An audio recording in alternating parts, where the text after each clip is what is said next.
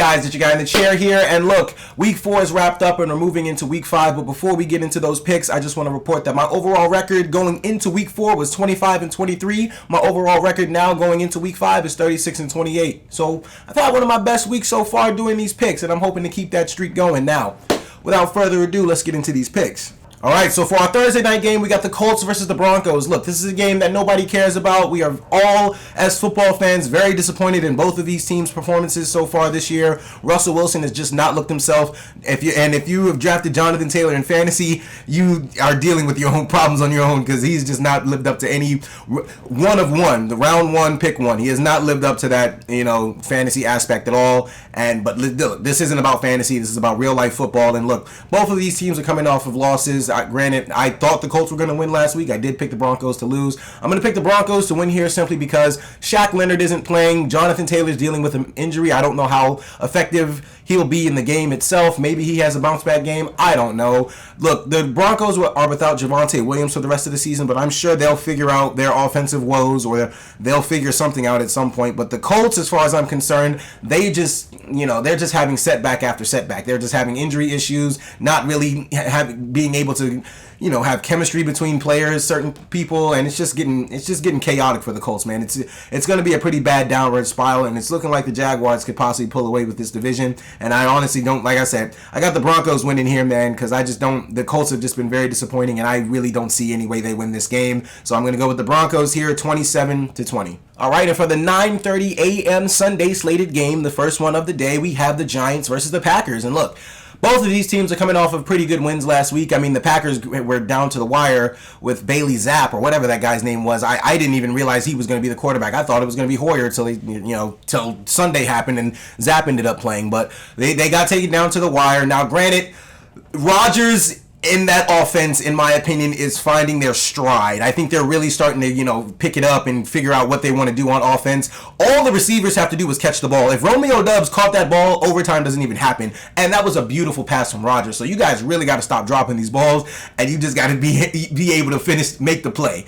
That's all you got to do, because honestly, Aaron Rodgers is making this thing work, man. The Green Bay is getting better. I'm honestly very impressed by what I'm seeing from their offense. Granted, like I said, the Patriots took them down to the wire, but it's Bill Belichick and Aaron Rodgers have not a crazy history. He's only 1-1, but essentially they have a very tight history of games, and they were going to be taken down to the wire. But here they play the Giants, and while I am very impressed by what the Giants are doing so far this year, or not necessarily impressed, but I've been picking them to win some games, so I'm on the train. Like, I understand that they're getting better.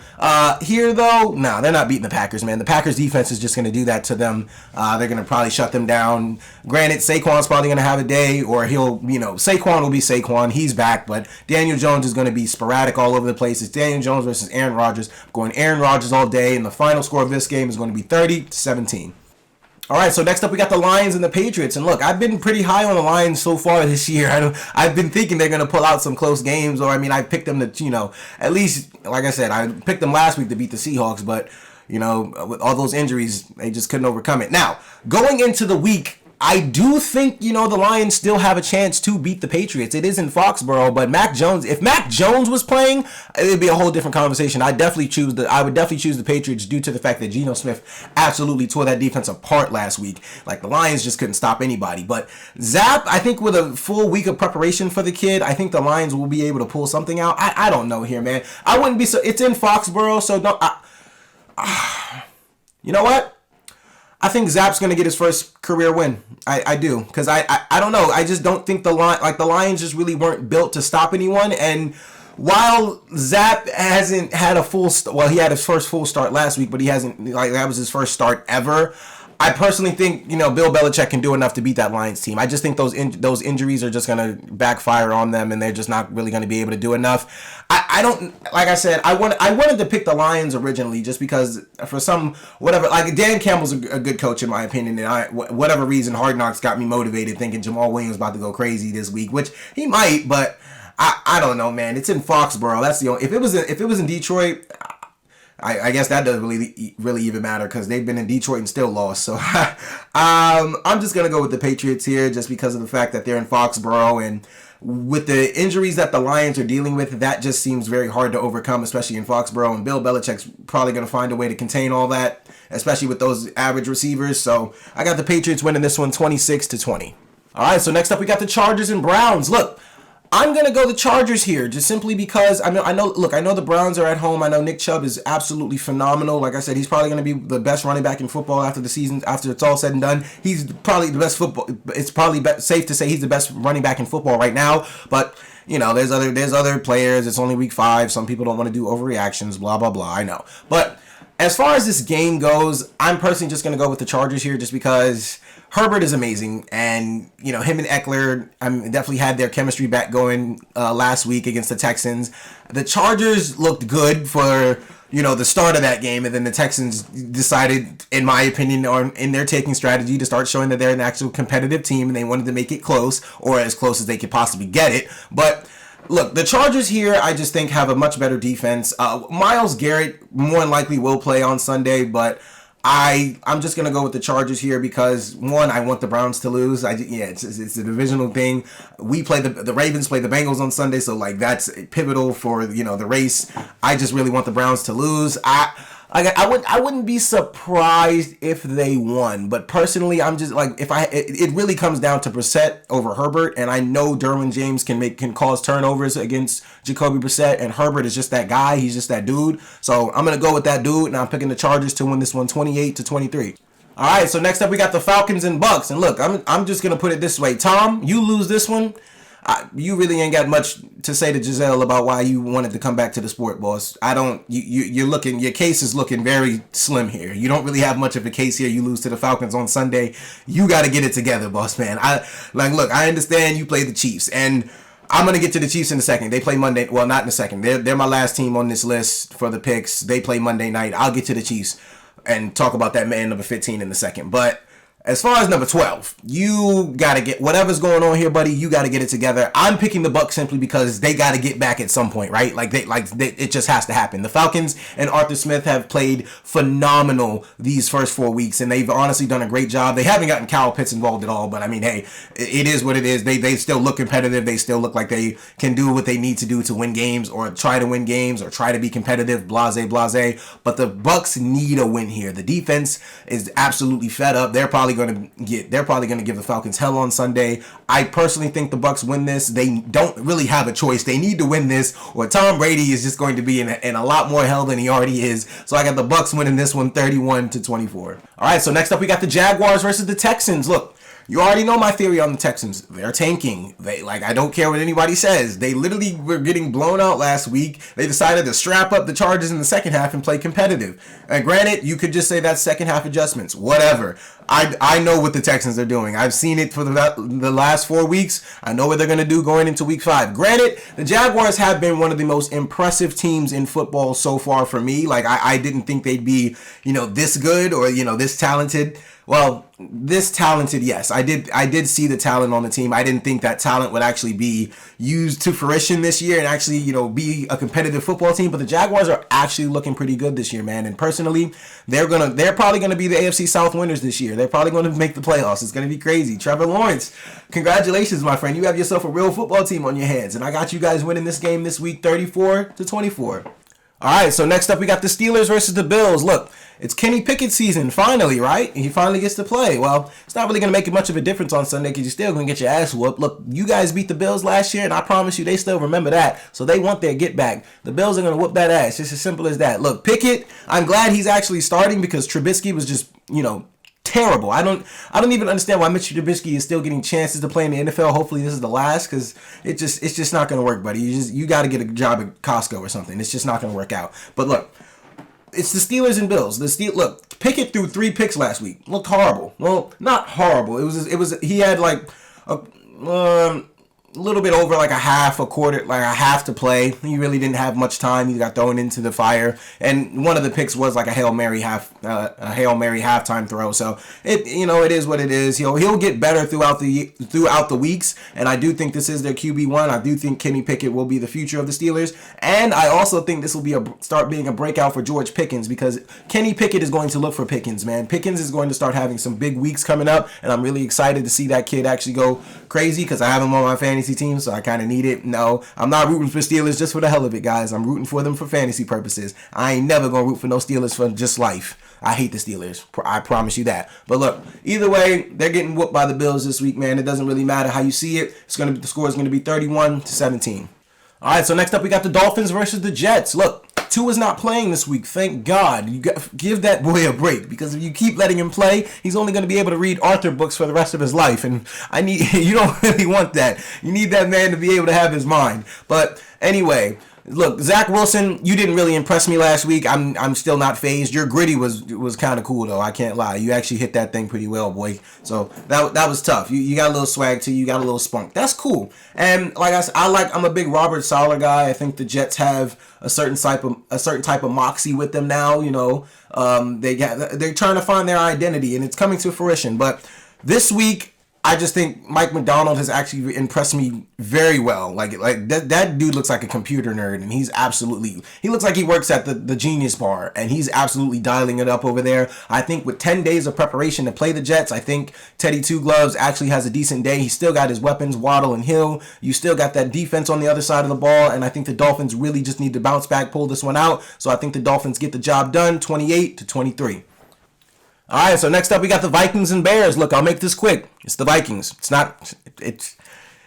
no other choice. It's no other answer. Look, the Bears aren't ready to beat them. Now, I'm not gonna sit here and act like the Vikings have looked just absolutely phenomenal these first 4 weeks. They haven't. They've definitely had their question marks and their mishaps, but the Bears don't look any better to me, man. The Bears just are trash. The Bears are absolute ass. Justin Fields sucks. I'm on that. Look, I don't want to be too hard on Justin Fields, but the reason I am just so upset at what I'm seeing from him is just because of all the crap that people give Lamar Jackson, and I'm just not seeing this kid get any heat at all. Like it's just ridiculous. So I that's just a whole narrative thing. But look, the answer is pretty simple to me here. It's the Vikings. They're just better on both sides of the ball. The Bears don't have enough to be able to get any stops. The Bears don't have enough to be able to do anything with Justin Jefferson and those boys on the offensive side of the ball. So it's a simple answer to me. I got the Vikings 34-20.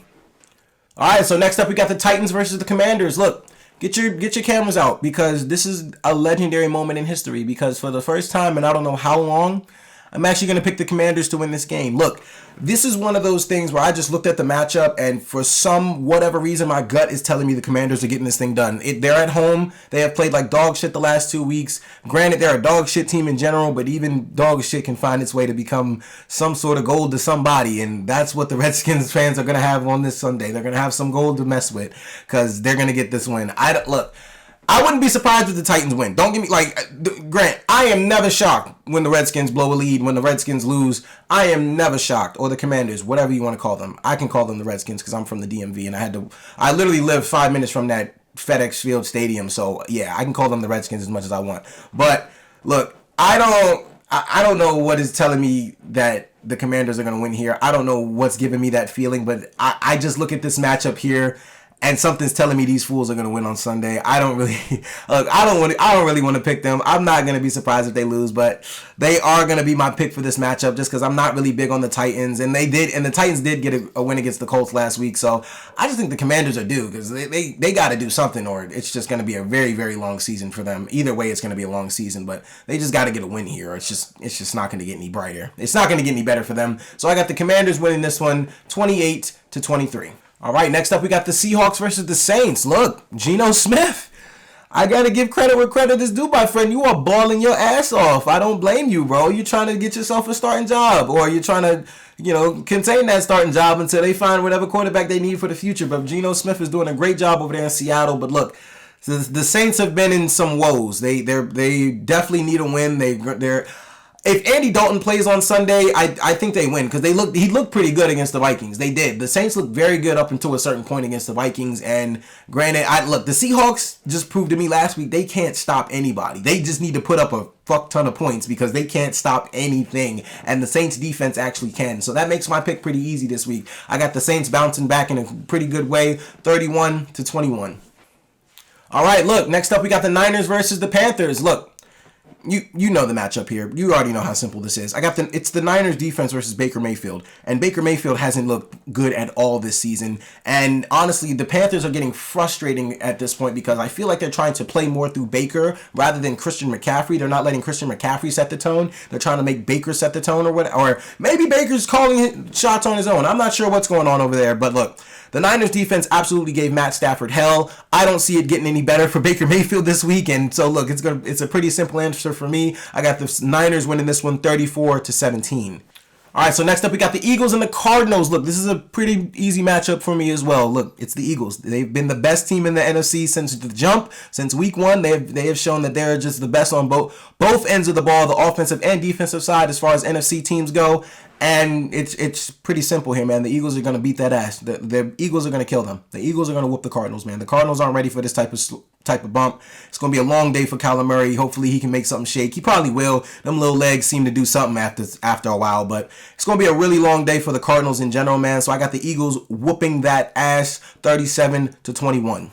All right, so look, next up we got the Cowboys versus the Rams. And look, last week on my Let Me Explain podcast, my friends were telling me that, my friends Brian and Lawrence were deciding to tell me that Cooper Rush is undefeated. He has an undefeated streak as far as an undefeated streak as long as he's been a starter, and at some point that streak needs to end, right? Well, for some odd reason, they thought the Commanders were going to end that streak last week, but no. I think that streak does come to an end this week, though, playing the Rams. Look, the Rams didn't look good on Sunday at all, but Sean McVay is going to make sure they're ready to make adjustments and actually play to their best ability on Sunday. Granted, like I said, look, the Cowboys defense has a phenomenal pass rush, but the Cowboys defense is not the Niners defense in the slightest. Like, the Niners defense is just different. The Cowboys pass, Micah Parsons is different, and DeMarcus Lawrence is just a stud, but the Cowboys defense is not the Niners defense, and Cooper Rush is going to have a long day on Sunday, in my opinion, man. I think Jalen Ramsey is going to give CeeDee Lamb hell.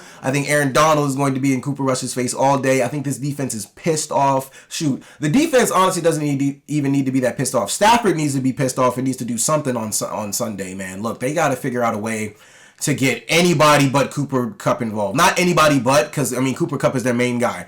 But they got to find a way to get this offense started because it just looks so slow. It's literally just Cooper Kupp run offense.